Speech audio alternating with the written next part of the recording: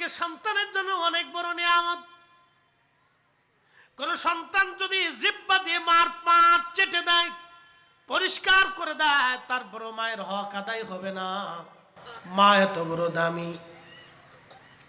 কিন্তু আজকে কদম বসিটাকে শিরকের ফতোয়া দিয়া বন্ধ করে দিয়েছে। আজ হাজার হাজার মুসলমান এটাকে শিরিক মনে করে, যার কারণে আমার সমাজ, আমার দেশের ইয়াং জেনারেশন, নতুন জেনারেশন যারা আছে, তারা এগুলিকে শিরিক মনে করে বাদ দিচ্ছে। এক একটা পর্যায়ে দেখা যায় ছেলেরা মা বাবার সঙ্গে খারাপ আচরণ শুরু করে দিয়েছে। বৃদ্ধাশ্রম বেড়ে গেছে। আজ হাজার হাজার শত শত বৃদ্ধ বৃদ্ধা নর নারী আজ বৃদ্ধাশ্রমে যে দেখেন, ভালো ভালো পরিবারের লোকেরা বৃদ্ধাশ্রমে চলে গেছে, অভাব নাই কিছু। এক ভদ্রলোক আপনাদেরকে আজকে একটা কথা শোনাই। এই করোনার আগে হাজিরা হজে গেছে, যিনারা গেছিলেন ওনাদের ভিতরে একজন, লালমনিহাটে আমি মাহফিল গেছিলাম, তখন উনি বললেন যে আমাদের সাথে দুই ভাই একসাথে হজে গেছে। হজে যাওয়ার পরে ঢাকার থেকে রাম বেদে রওনা দিছে। জেদ্দা বিমানবন্দরে বাংলাদেশ প্লেন ল্যান্ড করার পরে দুই ভাই একসাথে অন্ধ হয়ে গেল। একসাথে অন্ধ। আমার দিকে তাকাবেন, খুব গুরুত্বপূর্ণ, এটা বাস্তব থেকে বলতেছি, কোনো দলিলা দিল্লা না, একবারে বাস্তব আল্লাহর শাস্তি থেকে বলতেছি। দুই ভাই অন্ধ হয়ে গেল। তো যিনি সাথে নিয়ে গেছেন, যে এজেন্সির মাধ্যমে গেছে, সেই মুনাজিম তারে চিন্তা করলো যে ডাক্তার দেখাইছে কিন্তু কোনো ফায়দা হয় না। তো চিন্তা করলো লোক তো সুস্থ কিন্তু চোখে দেখে না, তো হজ করানো যাবে। তো উনি সুন্দর করে এদেরকে হজ করাইলেন। সারা হজ হলো, আরাফা হলো, মুজদালিফা হলো। আরাফাতে দোয়া কবুল হয়। শোনেন, হাজি যখন আরাফাতের ময়দানে উপস্থিত হয়ে শুধু চোখের পানি ফেলে দেয়, সাথে সাথে তার জীবনের গুনাহ মাফ হয়ে যায়। আল্লাহু আকবার। আরাফা এমন একটা দামি জায়গা, এত বড় দামি জায়গা, হাজিরা হাত তুললে আল্লাহ ওই হাত ফেরত পাঠায় না। এত দামি জায়গা আরাফাতের মাঠ, মুজদালিফা। আল্লাহু আকবার। মিনার মাঠে হাজিদের দোয়া কবুল হয়ে যায়। কাবা শরীফ ধরে দোয়া করার সাথে সাথে আল্লাহ মাফ করে দেয়। কাবা ঘর দেখে চোখের পানি ফেলার সাথে আল্লাহ গুনাহ মাফ করে দেয়। তাওয়াফ করার সাথে আল্লাহ মাফ করে দেয়। হাজিদের জীবনের গুনাহকে আল্লাহ মাফ করে দেয়। হজ করলো, তাওয়াফ করলো, সাই করলো, আরাফা হলো, মুজদালিফা হলো, মিনা হলো, মদিনাতে আসলো, রিয়াজুল জান্নায় গেল। রিয়াজুল জান্নাহ, রাসূল করিম বলেছেন, আমার রিয়াজুল জান্নাতে কেউ যদি নামাজ পড়ে তাহলে সে যেন বেহেশতে নামাজ পড়ছে। এটা বেহেশতের টুকরা। রাউযাতু মিন রিয়াজিল জান্নাহ, দুনিয়া এটা জান্নাতের টুকরা। একসাথে বলা যাবে আল্লাহু আকবার। কিন্তু দোয়া করলো, চোখ ভালো হলো না। হজ শেষ করে দুই ভাই জেদ্দা বিমানবন্দর থেকে ঢাকা বিমান যখন ল্যান্ড করলো, চোখ ভালো হয়ে গেল। হাজী সাহেবান সাথে যারা ছিলেন, সঙ্গী যারা ছিলেন, তারা বললেন ব্যাপার কি, আজকে বলে দিয়ে যান, আপনারা মক্কায় যাওয়ার পরে অন্ধ হয়ে গেলেন, হজ হয়ে গেল, একসঙ্গে হজ করলাম, চোখে দেখলেন না, অন্ধ ছিলেন, বিমান আসার পরে আপনার আবার চোখ ভালো হয়ে গেল, ওষুধ খাওয়া লাগলো না, কারণ কি? জীবনের কোন ভুল, কোন অপরাধ আপনাদের আছে বলেন? দুই ভাই চোখের পানি ছেড়ে দিয়ে কাঁদেন, বলেন আমাদের জীবনের একটা ভুল আছে। বলে ভুলটা কি?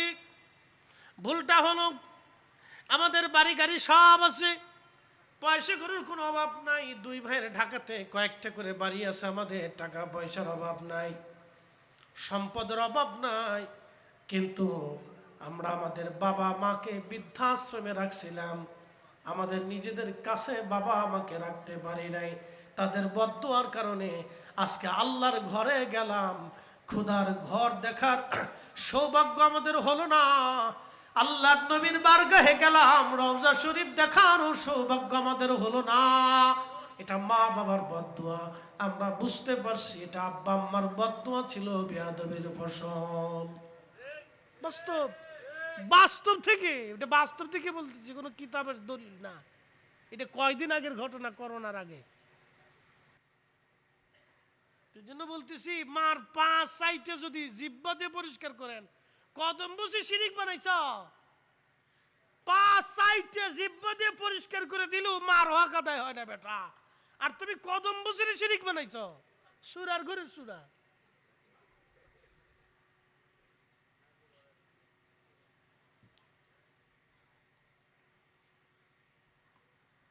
প্রিয় মুসলমান, মন খারাপ করবেন না, শক্ত ভাষায় এই জন্য বলতেছি।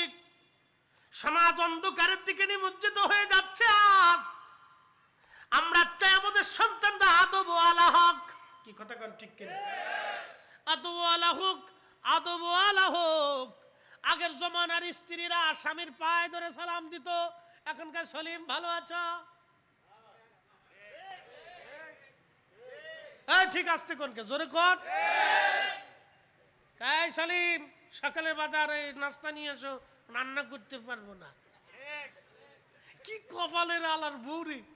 এই বউ যার নসিবে জুটছে, ও দুনিয়ার থেকে জাহান্নাম দেখে গেছে। ওর কপালের সুখ নাই, বুঝতে পারছেন? আদব, আদব, আদব। ডোন্ট মাইন্ড, মন খারাপ করবেন না, দুঃখের সাথে বলতেছি, এটা নাম আদব। আগের জমানার দাদি নানীদের কাছে জিজ্ঞেস করেন, প্রত্যেক দাদি নানীরা তার স্বামীর পায়ে হাত দিয়ে সালাম করত। জিজ্ঞেস করেন, যান আপনার মাকে জিজ্ঞেস করেন, আপনার বৃদ্ধ মাকে যে জিজ্ঞেস করে।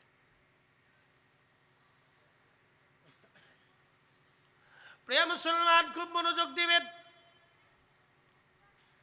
হযরত সাইয়্যিদুনা ইব্রাহিম আলাইহিস সালাতু ওয়াস সালাম, কাবা শরীফের পাশে যারা যাবেন দেখবেন মাকামে ইব্রাহিম, ইব্রাহিম আলাইহিস সালামের কদম মোবারকের ছাপ পাথরের সঙ্গে আজও লেগে আছে। হাজার হাজার বছর আগে, হাজার হাজার হাজার হাজার বছর আগের কথা। ইব্রাহিম আলাইহিস সালাম ওই ঘর নির্মাণ করতে লাগলেন, বাইতুল্লাহ, কাবা শরীফ। সাহায্য করতেছিলেন ইসমাইল আলাইহিস সালাম, পাথর এনে এনে দিচ্ছেন তিনি। পাথর কেটে কেটে কাবা ঘরের দেওয়াল নির্মাণ করা হয়। দেওয়াল যখন উপরে উঠে গেল, ইব্রাহিম আলাইহিস সালাম হাতের লাগল পান না। ওই সেই মাকামে ইব্রাহিমের পাথরখানা ইসমাইল আলাইহিস সালাম নিয়ে আসলেন। ওই পাথরখানার উপরে সাইয়্যিদুনা ইব্রাহিম আলাইহিস সালাতু ওয়াস সালাম তিনি ওইখানে দাঁড়াইলেন। কদম মোবারক পাথরের মধ্যে দেবে গেল। এখন আমরা ইঞ্জিনের মাধ্যমে, লিফটের মাধ্যমে আমরা উপরে উঠি, কিন্তু সাইয়্যিদুনা ইব্রাহিম আলাইহিস সালামের পাথর কাউকে উঠানো লাগে নাই। উনি যত উপরের দিকে পাথর গাঁথতে লাগলেন, পাথর অটোমেটিক উপরের দিকে চলে যায়। ততই উপরের দিকে চলে যায়। একসাথে বলা যাবে কি আল্লাহু আকবার। পা মুবারকের দাগ বসে গেল। এখনো আছে মাকাম ইব্রাহিমের কাবা শরীফের পাশে যে একটা ছোট্ট আপনি আয়না দিয়ে, গ্লাস দিয়ে ওটা ঢেকে রাখছে, খুব সুন্দর দেখা যায়। ওটার ভিতরে সাইয়্যিদুনা ইব্রাহিম আলাইহিস সালামের পা মুবারকের ছাপের সেই পাথর এখনো আছে। আরে সাইয়্যিদুনা ইব্রাহিম আলাইহিস সালাম যদি জুতা পায়ে থাকতেন, তাহলে ওই পাথরে জুতা আর চিহ্ন থাকতো, পা মুবারকের চিহ্ন থাকতো না। উনি খালি পায়ে আল্লাহর ঘর সম্মানের সাথে খালি পায়ে জুতা ছাড়া খোদার ঘর নির্মাণ করেছে, তাওয়াফ করেছে। আর এখনকার দিনে নজদিবাদের মুসলমানরা জুতা পাই দিয়ে খোদার ঘর তাওয়াফ করে। এগুলি মুসলমান হতে পারে না। কথা কোন ঠিক কিনা? আমরা বললে বলবো শিরকি, বেদাতি, মাজার পূজারি।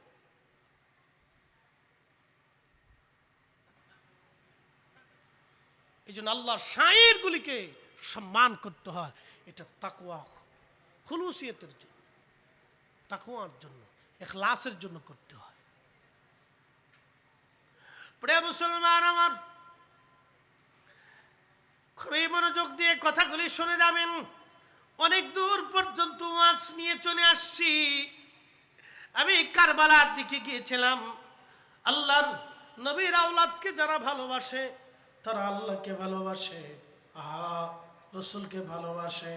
তাদেরকে যারা কষ্ট দেয় তারা আল্লাহর নবীকে কষ্ট দেয়, এবং আল্লাহর হাবিবকে যারা কষ্ট দেয় তারা আল্লাহকে কষ্ট দেয়। এই জন্য আজকে আপনারা যারা এই মাহফিলে আসছেন, দিছেন, সহযোগিতা করছেন, মহব্বত রাখছেন, সবাই কামিয়াবি। একসাথে বলা যাবে না সুবহানাল্লাহ? ওই যে বলছিলাম, নামাজে, রোজাতে, জিকিরে, ফিকিরে, হজে, তাওয়াফে ঝামেলা আসতে পারে, কিন্তু আল্লাহর হাবিবের মহাব্বতের চোখের পানির ভিতরে কোনো ঝামেলা নেই। এই কথা কন না কেন? ঠিক না বেঠে? এই পানিতে ঝামেলা আছে? নবীজির তাজিমে যে দাঁড়াইয়া সালাম দিচ্ছেন, ঝামেলা আছে? ঝামেলা নেই। রসুলের দুরূদ শরীফ যখন পড়েন তখন ঝামেলা খুব ইখলাসের সাথে হয়। চোখের পানির ভিতরে কোনো ঝামেলা নাই। এই জন্য আল্লাহ রসুল সুনান ইবনে মাজার ভিতরে একটা হাদিসে রসুল করিম সাল্লাল্লাহু আলাইহি ওয়াসাল্লামের সাথ ফরমান, ও আমার উম্মত তোমরা শুনে নাও, ও আমার উম্মত তোমরা শোনো, তোমরা শোনো, তোমাদের চোখের পানি মাছির মাথার পরিমাণ কণা দিয়ে একটু বে পড়ার সাথে সাথে তোমাদের জীবনের সব গুনাহকে আল্লাহ মাফ করে দেয়, মিটাই আল্লাহ শেষ করে দেয়, গুনাহকে মিসমার করে দেয়। এটার ভিতরে কোনো ভেজাল নাই,